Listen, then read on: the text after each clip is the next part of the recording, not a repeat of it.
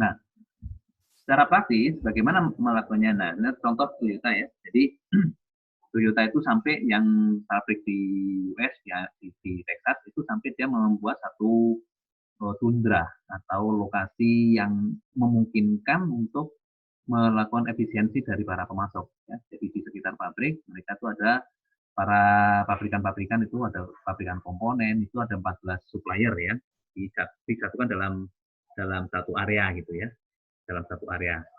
Itu untuk apa? Untuk memudahkan. Dan ya salah satu dari praktek just in time itu. Kemudian ada juga yang komponen-komponen inti itu juga dibikin satu area tersendiri, itu ada 7 komponen inti. Ini yang dilakukan oleh Toyota untuk mempraktekkan lean operation. Ya, ada ya, di dalamnya just in time. Nah, intinya apa sih? Intinya itu adalah mengeliminasi waste sebenarnya. Ya, mengeliminasi waste. Waste-nya itu apa? Jadi tidak ada di sini, tidak ada overproduksi. Kalau kita memproduksi secara tepat jumlah, berarti kita mengeliminasi overproduksi. Tidak ada antrian. Antrian itu waste dari sisi apa kalau antrian? Waste dari sisi waktu kan gitu ya. Waste dari sisi waktu. Karena begitu ada proses yang antri, itu berarti ada pengangguran. Waste dari sisi transportasi, jumlah yang diangkut, jumlah alat angkut itu juga harus tepat. Waste dari sisi persediaan, tidak ada over atau exit inventory. Tidak ada waste dari sisi pergerakan, atau walking atau apa, pergerakan yang bisa menyita waktu atau sumber daya gitu ya. Waste dari sisi proses, nah ini waste yang harus dibuang dalam konteks lean production. Jadi pada intinya ini juga tidak ada part yang bermasalah, tidak ada part yang jelek, tidak ada waste atau pemborosan, tidak ada inventory. Hanya ada apa? Hanya ada aktivitas-aktivitas yang memberikan nilai tambah. Di PLN bisa nggak seperti ini, Mas Mo? No value added. Kalau konsep just in time di PLN itu yang sudah kami aplikasikan Ya. untuk ini Pak, apa namanya, pengadaan pengadaan tiang beton. Oh, pengadaan tiang Jadi, beton. ya, Nggak jadi ada stok sama sekali ya, nggak ada inventory sama sekali ya. ya sementara baru pengadaan tiang Pak. Jadi kapan kita butuh itu langsung Ya, tersedia ya, materialnya. ya. Karena konsep yang kemarin itu Pak, yang apa kita pakai DPT tadi. Jadi memang untuk volume setahun sudah kita apa namanya, sudah diproses di awal untuk Oke. material satu tahun. Ya. Mungkin untuk part-part Baru atau itu sih, masalah baru tertentu tiang bisa. aja Pak untuk distribusi. Bisa kita dengan mudah terapkan ya. Tapi ada juga part-part yang agak rumit untuk diterapkan just in time ya. Bisa jadi. Ya. Oke. Ada 5S, mungkin pernah dengar istilah 5S atau 5R kalau di Indonesia ya. Kalau di Inggris kan itu ada sort, segregate, ya, jadi memilah, memilih, menyederhanakan, kemudian merampingkan, menstandarisasi, kemudian sama konsep barat ditambah dengan safety dan support. Kalau di Indonesia konsepnya 5R ya. Apa itu 5R ya? 5R, rapi, resik, ringkas, apalagi gitu ya. Tapi dasar orang Indonesia kan suka diplesetkan ya. Resik, rampung-rampung. 5R, resik, rampung-rampung. Jadi bersih-bersih terus gitu ya. Oke, nah itu 5S ya, dilakukan oleh Jepang. Di Kenichi Okuna itu ya. 5S. Kemudian juga membuang variabilitas ya. Variabilitas itu apa variabilitas? Variabilitas itu penyimpangan dari standar. Ya. Variabilitas penyimpangan terhadap proses optimal dalam menyampaikan produk secara on time every time. Ya, variabilitas muncul karena apa? Karena proses yang lemah ya. Poor proses. Karena inadequate maintenance. Maintenance yang jelek itu bisa menimbulkan variabilitas. Ya, apalagi kalau kita bicara dengan mesin, kita bicara pembangkit. Ya, maintenance yang tidak cukup itu bisa menyebabkan mesin misalnya kerjanya tidak lagi akurat. Ya, presisinya menjadi berkurang dan sebagainya. Variabilitas juga, nah ini yang sangat juga krusial nih. Unknown and changing customer demand. Demand customer yang tidak diketahui atau berubah. Jadi kita tidak mengetahui atau tidak memprediksi perubahan customer demand. Ini ada ini Mas Pandi ya. Saya kemarin baca ada Israel membuat senjata baru. Ini Israel memang luar biasa ya, cerdas, pinter dan gimana ya? Membuat senjata yang sampai dijuluki senjata malaikat pencabut nyawa. Senapan jenis apa ya? Benar Mas Andi ya? Kayak gimana tuh Pak? Jadi ini, dia itu memadukan teknologi informasi, teknologi elektrika, mekanika ya. Jadi senjata itu dilengkapi dengan sinar inframerah. Nah, dia nanti mencari sasaran. Kayak rudal nanti ini lebih canggih. Jadi peluru itu bisa nyari sasarannya.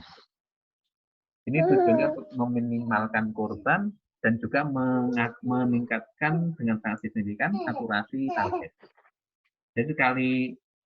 Jadi si laser ini atau pembaca karakter ini nanti bisa membaca karakter dari target. Kenapa itu? Amerika, Inggris sudah pada pesan itu. Nanti Indonesia nanti senjatanya Mas Pandi harus pesan ini. Harus bikin kayaknya pindah.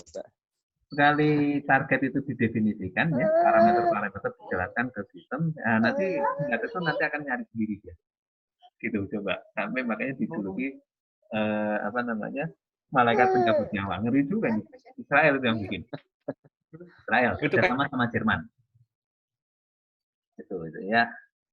Ya ini Kapten Amerika ya? Sama Jerman. Tapi pabriknya ada di Israel. Yang pesan Amerika. Ya Israel kan anaknya Amerika kan.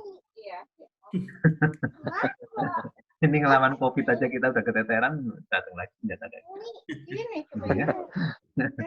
Udah ada Pak, asli udah ada. Hah? Udah ada? Oh, udah ada. Enggak, masih prototype. Tapi Amerika sudah pesan berapa unit itu. Ini sudah pesan berapa unit, Australia sudah. Nggak tahu ini musuhnya siapa lagi itu. Itu targetnya personil Pak ya, bukan material Pak ya, bukan kendaraan atau apa. Personil. Jadi prajurit. Karena itu senjata ini senjata ringan. Kayak AK-47 kayak gitu. Bukan pemusnah massal, tapi personal. Kan pada emang perang terbuka kan penggunaan munisinya juga terbatas Pak ya. Iya betul. Nah, itu. Jadi memang sekarang apa namanya ya, industri kan gitu ya, industri senjata, industri ideologi itu kan saling berkolaborasi. Tujuannya memang demi uang. Senjata, ideologi, senjata segala macam senjata lah. Nah ini pada intinya adalah membuang variabilitas, ya, termasuk di dalamnya. Nah ini juga sangat penting, incomplete atau inaccurate drawing. Jadi inaccurate drawing itu maksudnya kita tuh menggambar atau mendesain proses juga harus akurat untuk menghindari adanya variabilitas. Ya, variabilitas itu penyimpangan. Ya. Just in time, throughput paham ya, throughput ya. Mas Wandi, Mas Mus, Rifki nanti bisa menjelaskan throughput itu apa. Throughput itu ya volume atau item atau proses. Kalau kita misalnya bicara di gudang, ya keseluruhan yang kita kerjakan di gudang itu throughput. Ya. Hanya tekniknya apa, mendekatkan supplier yang dilakukan oleh Toyota ya. Supplier 1, supplier 2, supplier 3 itu langsung nanti kalau mendeliver atau mengirim barang itu langsung ke lini proses, ya, langsung ke tempat di mana material itu akan diproses. Jadi tidak melewati gudang material lagi, misalnya kayak gitu. Ini misalnya yang dilakukan oleh Toyota itu bisa menyingkat ya manufacturing cycle time dan manufacturing cycle time. Waktu menunggu barang itu diproses dari 3 hari menjadi hanya 4 jam. Ya. Bisa memangkas staf yang memeriksa penerimaan barang dari 47 hanya 24. Dan contoh-contoh bagaimana praktek dalam lean proses, ya, lean manufacturing. Ini manufacturing cycle time, ya, waktu yang diperlukan, rentang waktu adalah pendatangan material dan pengiriman produk jadi. Ini bisa dipersingkat. Ini juga untuk meningkatkan fast response, ya. Dalam manajemen strategi kan ada fast response, kemudian diferensiasi dan juga cost reduction. Nah, ini just in time secara konsep seperti ini maksudnya lean and just in time. Material arrive where they are needed and only when they are needed. Otherwise, it's a problem. Ya, jadi material datang hanya ketika diperlukan dan ada di lokasi yang material itu akan dipakai. Just in time. Nah, just in time itu nanti akan mereduce inventory, mengimprove throughput, memotong atau menghilangkan variability dan waste. Apa yang dilakukan? Yang dilakukan antara lain misalnya, nah ini lagi nih Mas Andi, koordinasi. Supplier customer partnership, ya, koordinasi antara supplier dan customer. Kemudian desain layout, ya, layout fabrikasi, layout proses. Kemudian manage inventory, managing schedule, preventive maintenance, quality production, employee empowerment, nah ini termasuk di dalamnya adalah pemberdayaan karyawannya dan komitmen. Komitmen semua elemen di dalam sistem, di dalam organisasi, di dalam sistem supply chain kalau kita bicara supply chain. Nah, kira-kira itu. Ini teknis kemarin sudah kita praktekkan. Sampai sini ada pertanyaan? Yunan, mau filenya, Pak. Sharing sedikit, Pak. Ini file ini. Iya, Pak. Mau di-share ya? Oke, filenya nih saya share ya. Tuh, Kang Mus mau apa? Sharing apa, Kang Mus? Cerita sedikit, teman-teman. Yang tadi yang diceritakan Pak Yunan yang Toyota. Ya. Kebetulan saya pernah masuk ke ikut touring di pabriknya Toyota. Jadi yang Toyota kalau pabriknya di Indonesia itu kan di Karawang ya. Karawang. Jadi memang betul yang disampaikan Pak Yunan itu. Seingatku itu setiap 20 detik itu keluar satu mobil di pabrik perakitannya Toyota itu. Nah, memang di Toyota Karawang itu, kalau teman-teman pernah lewat jalan tol ke arah Jakarta itu kan ada KIIC ya, Karawang ya, International Industrial City. Nah, di sanalah perakitannya Toyota. Nah, di kawasan industri itu memang dominan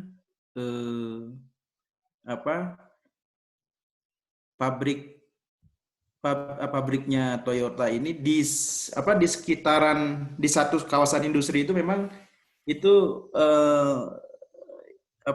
pabrik komponen dari pendukung Toyota sebenarnya. Jadi letak si pabrikan untuk komponennya Toyota itu tidak berjauhan. Jadi mereka sudah di satu kawasan industri tadi itu. Sehingga memang just in time itu ketika butuh si Toyota langsung bisa jaraknya tidak terlalu jauh dengan pabrikannya. Jadi memang sudah satu kompleks seperti itu. Sehingga sangat mendukung yang konsep just in time tadi. Terus mungkin ini Pak Yunan dengan just in time Toyota